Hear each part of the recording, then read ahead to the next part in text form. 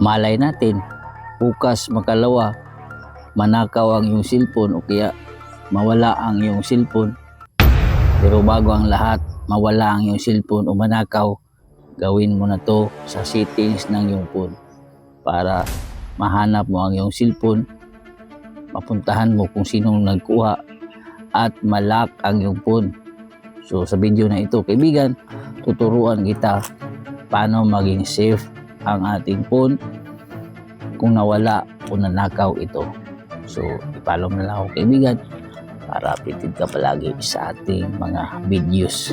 So ganito lang kaibigan, sundan mo lang ito. Buksan ang settings ng iyong phone. At dito sa iyong settings, hanapin mo lang itong security. At pagkatapos mo dito sa security kaibigan, tap mo lang itong device unlock. Yan. Then hanapin mo lang itong theft protection. Ibig sabihin, protection sa mga magnanakaw o kaya nawala ang ating phone. Tap mo lang yan. At dito, itap na din itong identity check. Ibig sabihin, identity mismo tayo. Sa tayo mismo naka-login dito. So itap na din ito. Then itap lang natin yung next. Yan. So add your trusted places. Yan. Yan. Ka-add na yan. So mag-back ka lang. Back. Then remote lock. If your device is locked, is lost or stolen, you can lock its screen when you just a phone number. So tap natin itong remote lock. Tap.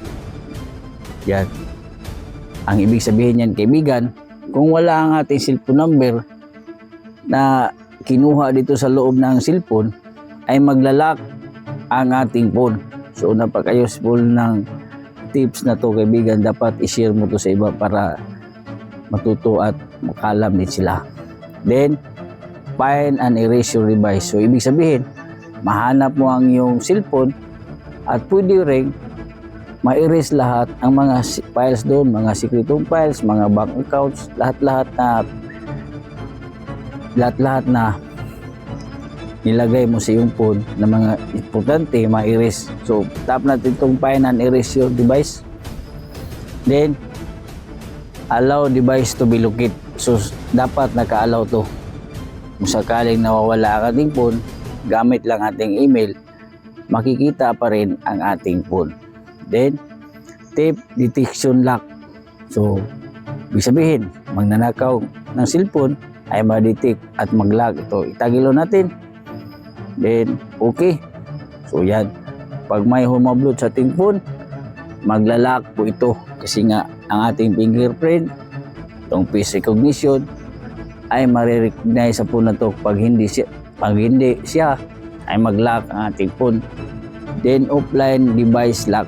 Napakaganda nito kaibigan, kahit wala kang wifi o kaya data internet sa phone ay maglalak ang iyong phone.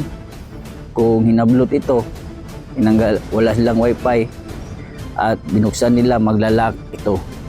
Then ito malaga, SIM lock. Yan.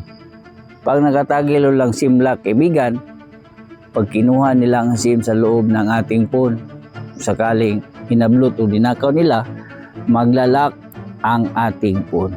So mag-back lang tayo. Back. Then hanapin mo lang itong advanced protection.